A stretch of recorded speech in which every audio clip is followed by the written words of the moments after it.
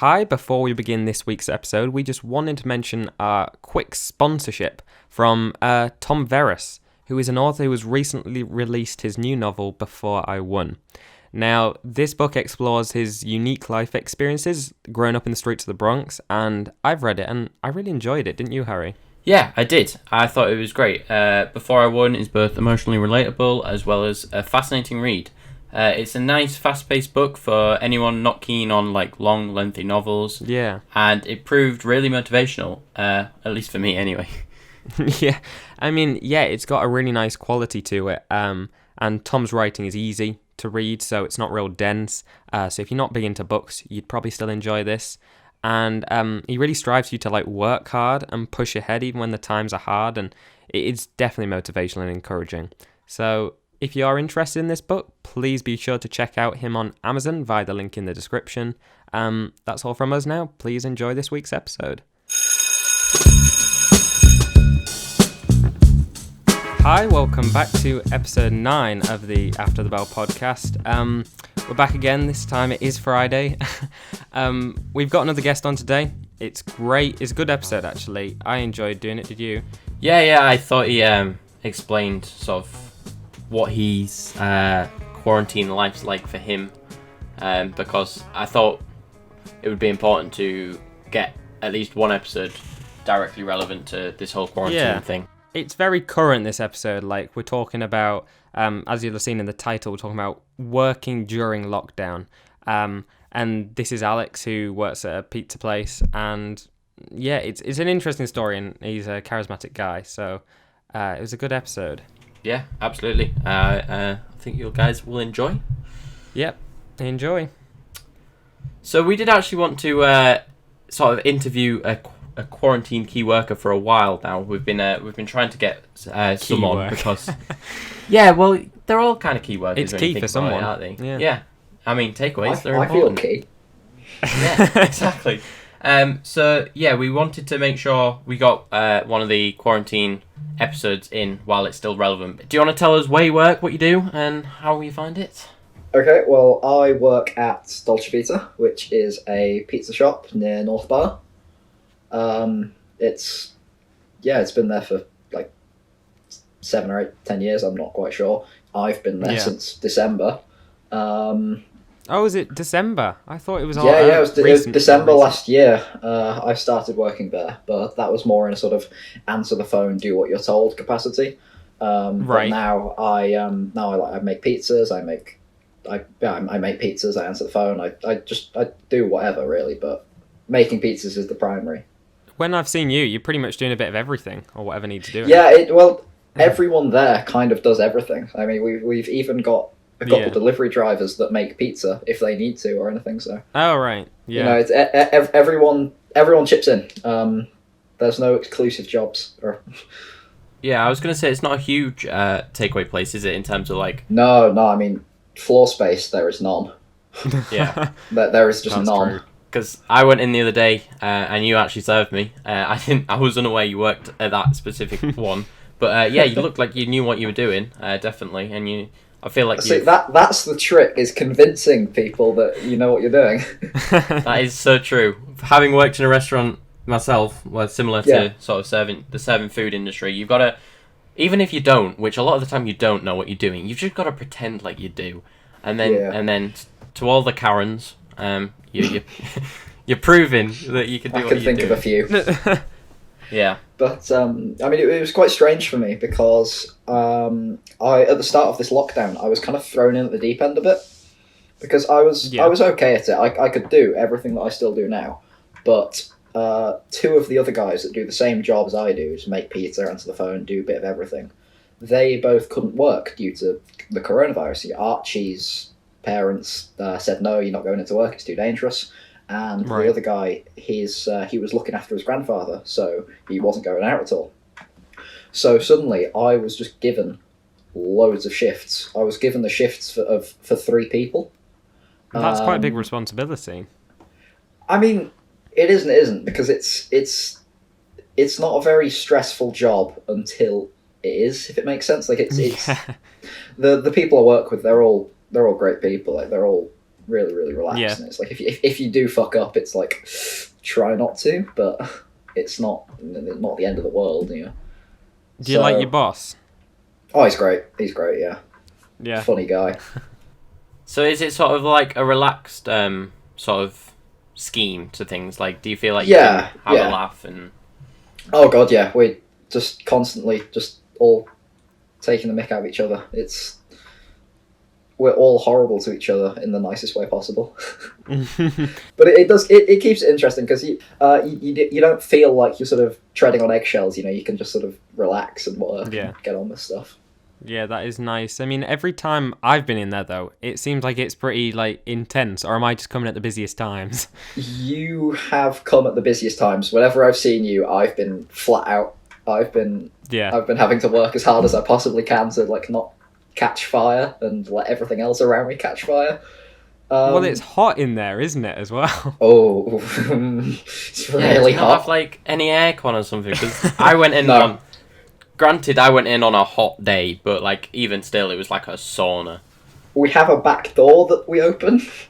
And that's it. Right. I mean, like, it's funny that where I actually work, which is in the front next to the pizza oven, that's not even the hottest part because in the back we've got the grill, and we've got the two deep fat fries. It gets even hotter there and there's no aircon. There's just an extractor fan, so it doesn't like fill with smoke, but it's murder in the back. Yeah, I can imagine on a hot day as well. That could. Oh, it gets a bit tense at times. You feel like you want to scream. So when you were coming into this sort of like pandemic and the lockdown was happening, you knew how to use most things in the place. Like you were familiar with everything. Yeah, I was comfortable just going around doing my job. There were only a very few things I had to sort of stop and go, how do I do this? I don't know. Was there any question of whether it might close down, you know, for the foreseeable? Or tiny bit. I mean, a very small chance right at the start when nobody really knew how serious everything was going to get. We thought, oh, there's a chance we might have to shut down. It's funny, we actually got a few people tell us that we should have been shut. Really? Said, oh, you're putting your staff and the public at risk. You should be shut. This, that, and the other. And these just customers, or maybe, I don't know. It right. was just like on the Facebook page or something. But okay. We've not had a single day shut because of this. We've actually not had any days shut for the past 6 months I've been there. You know, Wait, really? So even at the intense start, like lockdown, like there's like sort of 6 weeks where it was intense. They were still open every single day. Yeah. Wow. Just going to work as normal. Like. So did you never feel there might be a sort of risk that your job was at sort of stake, being like new to the scene? Yeah, again, yes and no. Like I felt like there was a chance if he could only have a limited number of staff, he wouldn't choose me because I wasn't obviously the most experienced. But then it was kind of, the decision was made for us in that Archie and Lucas didn't come to work. They couldn't come to work, so there was no one else in a certain sense. And we had a few drivers that they stopped working because either they had the pre-existing health conditions, or they had family members with illnesses. So we lost 2 drivers. We didn't lose them, not dead, but they're at home not working. So we had to get new drivers as well, which was interesting, because then you suddenly find that you are no longer the new kid, and you're having to actually teach people how to do other things, which is of course strange. I mean, it quickly went to be a bit of a step up then. So you've got loads of staff gone for whatever reason. You're having to take sort of more shifts, and you're no longer like the new kid who can just mess stuff up. No. What's happening now is I very recently, as of last week, had my shifts changed about. So I do just Monday, Tuesday, Wednesday now. It's funny, today's Tuesday and I'm not working, but that's swapped a shift with Archie so I could come do this. Great, thank you very much. Yeah, you're welcome. I have to take the horrible Saturday shift now. And Saturday's probably the busiest day. It's either Friday or Saturday. One of them is always just flat out. You sort of have from 5:30 to 8 non-stop.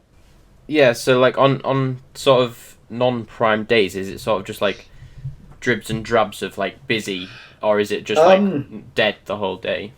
Well, I was in last night from 4 till 11, which is like a standard shift. It's just 7 hours, and we get there at 4 and we open up, and we can normally expect orders as soon as we begin if it's a weekend. But Right. yesterday there was nothing until about 5 o'clock. Yeah. And even then, it was just a couple of people coming in for a bag of chips or something. Later on in the evening, it sort of picked up a little bit, but I was never really flat out, and I was never rushed. It was Yeah. it's pretty dead on the weekdays. Have you noticed that there's more people for the delivery orders rather than coming in, like and seeing you? A little. I don't really think I've been there long enough in normal time to know. But I mean, we still get a big queue of people outside the shop when it's busy, as you've both probably seen. I know you have, Harvey, because I've seen you waiting out there before with people. But we still get a lot of people coming into the shop. We still get a lot of people just coming in to order takeaway. We get quite a few deliveries now, though, where people actually ask us to just leave it on the doorstep. Don't touch it. Don't do anything. Yeah. That's interesting. I mean, would you have say, even at the start of like lockdown happened, was there a dip in sort of like orders? Did you notice? Oh, not at all. It just immediately just shot straight up. And as soon as the restaurants closed, and as soon as the restaurants closed, it was even better. Yeah. Because people still don't want to cook food for themselves. That doesn't change. I mean, that's great for the business, isn't it? Yeah. I mean, I think we've made an absolute killing. So, silver linings. Yeah, I mean, it's interesting to see so many people are struggling with it in both their work and at home, and then other places are just, it's great for them in, financially and. Yeah, I mean, I think we've come out of this very well. Yeah. I think if we'd have had to shut early on, I don't know if we'd have been able to reopen. I'm not sure. I don't know the finances of the place well enough, but I don't think I'd have had a job anymore. So. Yeah. I mean, I think it's hit our town pretty hard because there's a lot of local run businesses where we live, and obviously they're going to be hit the hardest because they don't have the massive buyout clauses that these big companies have. So it's definitely important to like support your local businesses at these sort of times. I'm not trying to get you a rush of people through the door, Alex. I know that wouldn't be. Please do. Honestly, pays my wages. Yeah. So when there is lots of people coming in, and obviously, what sort of safety measures have you had to put in place to do differently? We have not. We've got all the obvious stuff like the signs up, and we say like we ask people to wait outside. Normally it'd just be we just let people just sit in, and the whole time their order was being made, they just sit in and they talk to the people sometimes. But now it's as soon as somebody comes in, I just say, "Oh, can you please step outside?" And they go stand outside, and I think the cleaning has gotten a bit more rigorous. It's not that it was a dirty place, but we do get a bit sort of obsessive now. Like if anyone has come in from outside and touched anything, it just gets disinfected and cleaned because there is always that slight notice in the back of your head. Ooh, what if we do all catch our deaths?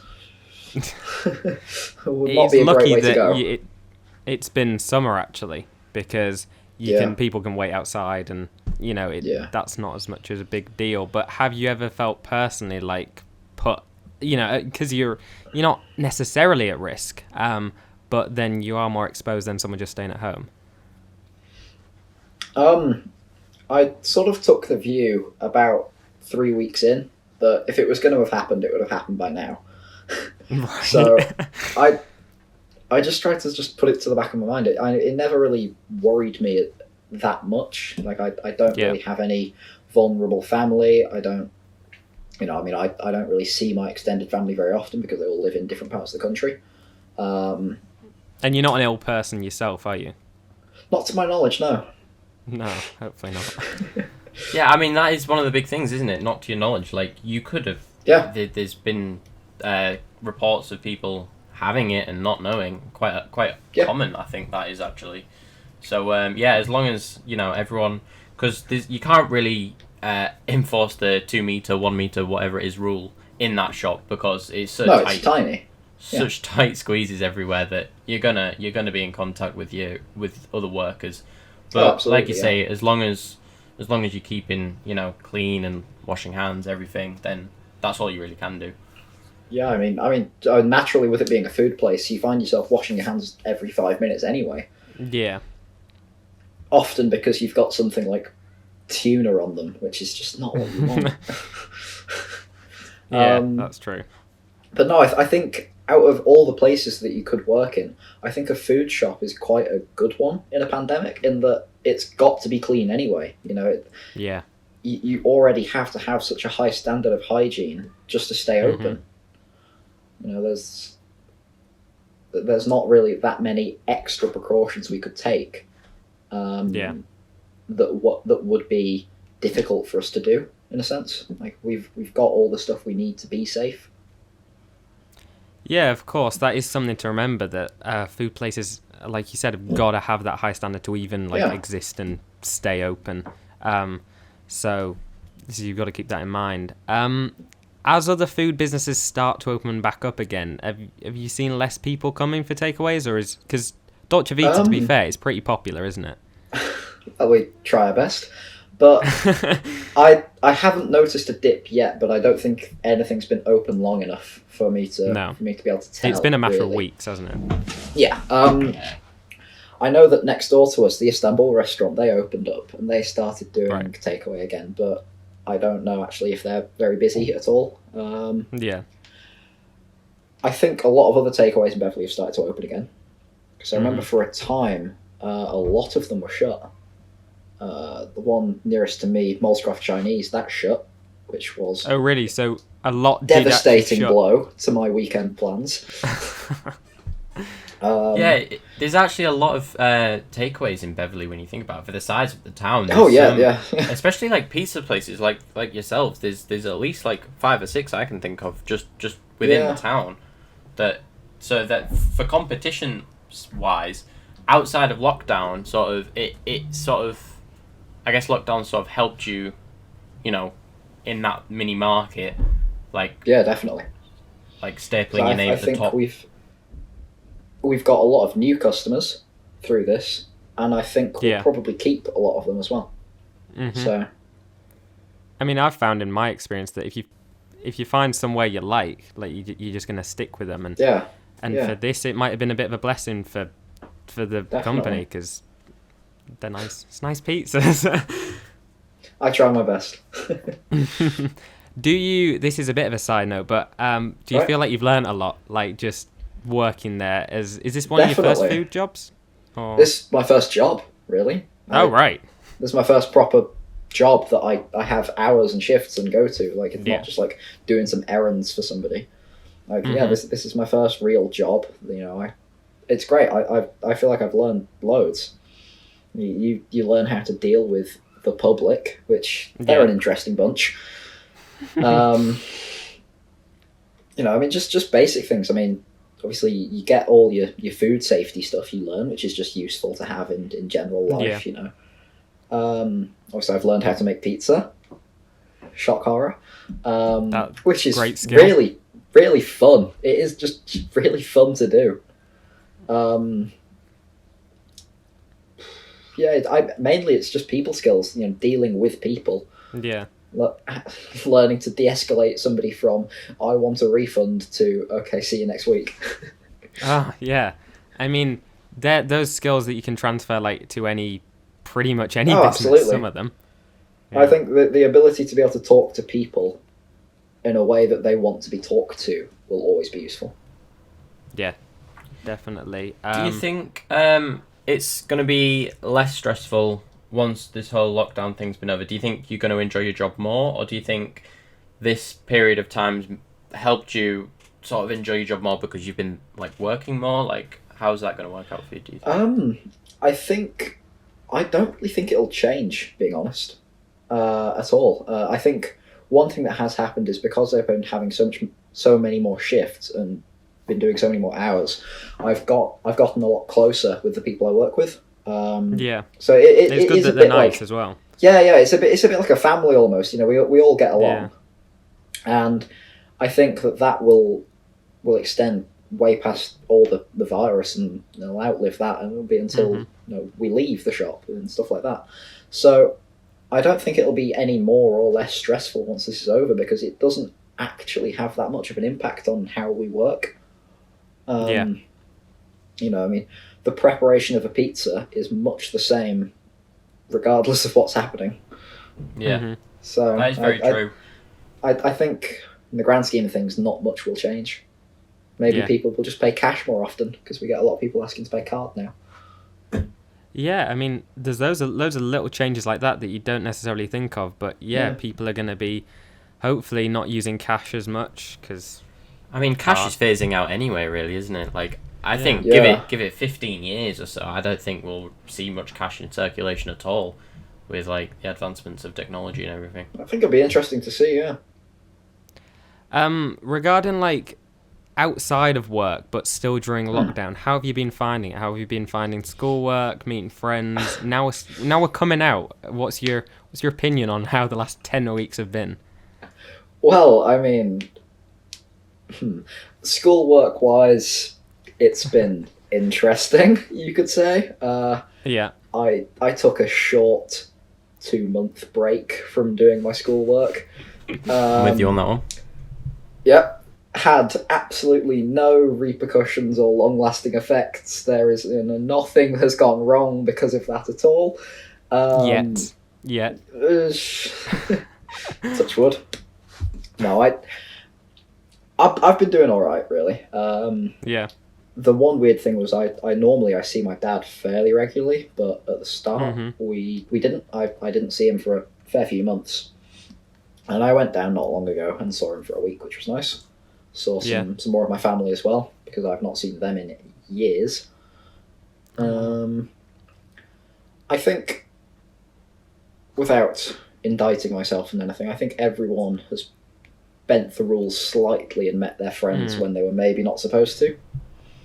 100%. This is in no way an admission of guilt, of course, but obviously not. Obviously not. No. Law-abiding citizen. No, I recently though it's been really nice to see a lot more of my friends. I'm actually social bubbled with. Have you seen that? That was a thing that happened a few weeks ago. The social bubble thing. Yeah. Because technically, my house is one of those eligible houses in that it's a single parent with a under 18. Oh, so right. We've now adopted my friend Jake into this household. So it means I can go. We can both go freely between each other's houses now. Oh. Which is really good because we've both got gym equipment, so we can both use that. Yeah. Because I think the main thing I'm missing is the gym, honestly. Yeah. So have you just been focusing on other things then, like? Not really. I bought a squat rack, like a normal human being. I spent like a month and a half's wages on a squat rack and a load of plates. So as you do, it's that in my garden. Yeah, as you do. It's going to be interesting to see the transition back into gyms, because I think a lot of people will obviously miss it and go straight back. But I feel like a lot of people have also realised that what they did in the gym and what they were paying £60 a month for, they can actually do from home. And I think there's definitely limitations, but I feel for some people, I think some gym memberships are going to be cancelled. But yeah, I hope so anyway. So it'll be interesting. Oh, me too. I mean, I think it's pretty disgraceful that in this country they want to open the pubs before the gyms. Yeah, that's definitely a sending out a great message to the country that the most integral part of British society is alcoholism and not exercise. Yeah, that's true, actually. I work in a pub in my village, and we're like scheduled to open obviously 4th of July, and I've got some COVID training on Thursday, so that'll be fun. Yeah, it's all a bit mad, to be honest. You're into your bike rides, though, aren't you, Alex? I've seen I on am. your social I am medias indeed. your long, sort of 80-kilometer morning bike rides before I've even woken up. So that it's always a great moral booster when I wake up and see that on my phone. But I Yeah. suppose from what it I sounds think like, you might be a little skewed there. I mean, I don't normally rise before 12, so I don't know where you've got this morning idea from. fair enough. But from what it sounds like, I think you've definitely got a lot to keep you busy to sort of Definitely. pass the time during quarantine. Yeah. So I feel like it's definitely gone fast for you with Yeah. work, bike rides, gymming, like your friend now with you. So Yeah, it seems to be all good. Yeah, I mean, I've redecorated my room, as you both have probably noticed. I think Yes. there's been a lot of redecoration. Oh, definitely, yeah. I mean, I'm fairly sure that most of the people that are watching this have probably been in my bedroom at some point. Moving on now to our film/TV show of the week. Oh. What have you chosen to talk about? I have chosen Drive, which is, Great I believe, film. a 2011 film with Yep. Ryan Gosling and Bryan Cranston and Carey Mulligan, and I can't remember who else is in it. Forgot Bryan Cranston was in it. Yeah, Played he's a good little great. role. Yeah. It's so So- funny to think, though, that before Breaking Bad and Drive, he was a comic actor. You know, he was in, like, I think, was it Malcolm in the Middle or something? Oh, I didn't know that. It was one of those, like, American TV shows for kids. It was Yeah. something like that. And he played, like, the goofy dad. He's And then he really went on to become Heisenberg. escalated, into like that professional acting serious role. But for Harry, who hasn't seen this film, because I have seen Drive, can you just explain, like, really briefly what it is about? Okay, so Ryan Gosling plays a character who's just known as the driver. We don't actually get to learn his name. He's just Ryan Gosling. Very attractive, Yeah. mysterious, mainly just attractive. And by day, he is a stuntman for Hollywood movies. He's a car stunt driver. And then by night, he's a getaway driver. So he dabbles in the criminal underworld. And he gets involved with a job that leads to the death of an associate. And Oh, yeah. it sort of spirals from there. This sort Is of this the quiet and film reserved where character. he's like always wearing headphones when he drives? No, that's Baby Driver. That's Baby Driver. Oh, never mind then. Ignore me. Good God, Harry. No, Very that's got different. that's got Kevin Spacey, and we don't talk about him. Yeah. Carry on. Sorry. No, yeah. So he gets dragged into this sort of criminal underworld. I mean, he's already a part of Yeah. it, but it's sort of forces that are well out of his control come into play. I think it's been about a year since I've watched it, and from what I remember, I really enjoyed it. It looks so cinematic, doesn't it? Oh, it looks beautiful. It Um, looks really great, and the soundtrack's brilliant too. Oh, yeah, the soundtrack. But he doesn't speak much in it, does he? No, very, very quiet and reserved, and talks Yeah. when he needs to, and never anywhere else. But that's sort of the appeal as well of the film. Oh yeah. What did you specifically like about it? It's just a really stylish film. Yeah. The whole film, it's focused so much on just the style of it. It's so well created. It's I cannot for the life of me, I do not know how you pronounce the director's name. Nicholas Winding Winding. Danish Refn? filmmaker. Yeah, some Danish bloke. But it's got that sort of that just a slight amount of violence. You know, it's not a gory, Yeah. violent film, but it is at the same time quite grim in some aspects. In fact, to be honest, now I think about it, it's not actually your typical, like, Hollywood blockbuster either. Like, No. it feels like there's influences from other places. Oh yeah, and I mean, at one point there's even there's a dream sequence sort of thing. So Mm. You're definitely selling this to me, to be honest. It You'd sounds really like... enjoy Yeah, it sounds- you'd love it. It's great. Yeah, so I'll have a look into it because that does sound quite interesting.